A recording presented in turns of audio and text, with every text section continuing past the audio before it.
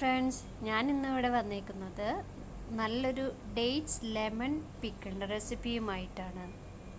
ഇത് ബിരിയാണിക്കെല്ലാം കോമ്പിനേഷനായിട്ടുള്ള ഒരു നല്ലൊരു അച്ചാറാണ്. ഇനി നമുക്ക് നമ്മുടെ റെസിപ്പിയിലേക്ക് പോകാം. ഇതിനായി നമുക്ക് ആദ്യം തന്നെ ഒരു പാൻ അടുപ്പത്ത് വെച്ച് ചൂടാക്കാം.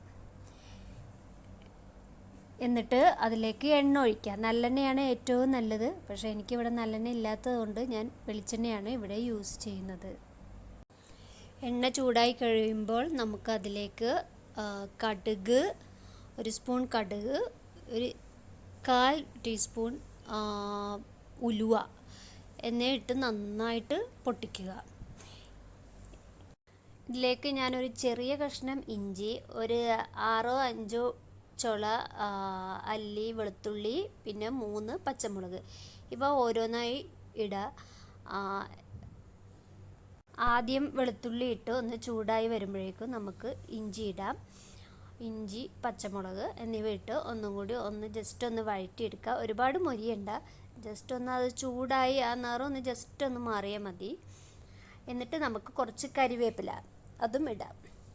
എന്നിട്ട് നന്നായിട്ട് ഒന്ന് ചൂടാവണ വരെ നോക്കാം. ഇത് മൊരിഞ്ഞ് വരുമ്പോഴേക്കും നമുക്കിതിലേക്ക് അച്ചാറിൻ്റെ പൊടി, പിക്കിൾ പൗഡർ, 2 വലിയ ടീസ്പൂൺ പിക്കിൾ പൗഡറാണ് ഞാൻ ഇട്ടത്. ഈ അച്ചാർ പൊടി ഇല്ലാത്തവരാണെങ്കിൽ മുളക് പൊടി, കായപ്പൊടി, മഞ്ഞൾപ്പൊടി ഇട്ടിട്ട് ചൂടാക്കാം. ഇവിടെ എൻ്റെ അച്ചാർ പൊടി ഉള്ള കാരണം ഞാൻ അച്ചാർ പൊടി ഇട്ടു.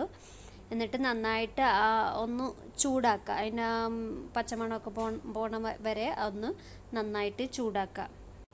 ചൂടായി വരുമ്പോഴേക്കും നമുക്ക് അതിലേക്ക് തിളപ്പിച്ച വെള്ളം, ചൂടായ 1 ഗ്ലാസ് വെള്ളം ഒഴിക്കാം. ഒന്ന് നന്നായിട്ട് മിക്സായി വന്ന് ഒന്ന് തിളയൊക്കെ വരുമ്പോഴേക്കും ആ വെള്ളമൊക്കെ ഒഴിച്ച് ഒന്ന് നന്നായിട്ട് തിള വരുമ്പോഴേക്കും നമുക്ക് ഒരു 1/4 ഗ്ലാസ് വിനെഗർ, വൈറ്റ് വിനെഗർ ഒഴിക്കാം. ഇത് നമ്മളിവിടെ ഇതിൽ നാരങ്ങ ചേർക്കണ കാരണമാണ് വിനെഗർ കുറച്ച് ചേർക്കുന്നത്. നാരങ്ങ ഇല്ലെങ്കിൽ ഒരു 1/2 ഗ്ലാസ്സെങ്കിലും വിനെഗർ വേണ്ടി വരും. എന്നിട്ട് നന്നായി ഒന്നും കൂടി മിക്സ് ചെയ്യുക.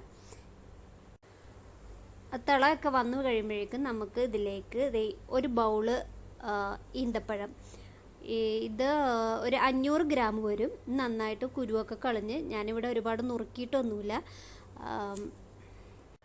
നന്നായിട്ട് മിക്സ് ചെയ്യുക. ഇതിലേക്ക് ആവശ്യത്തിനുള്ള ഉപ്പ് ഇടുക.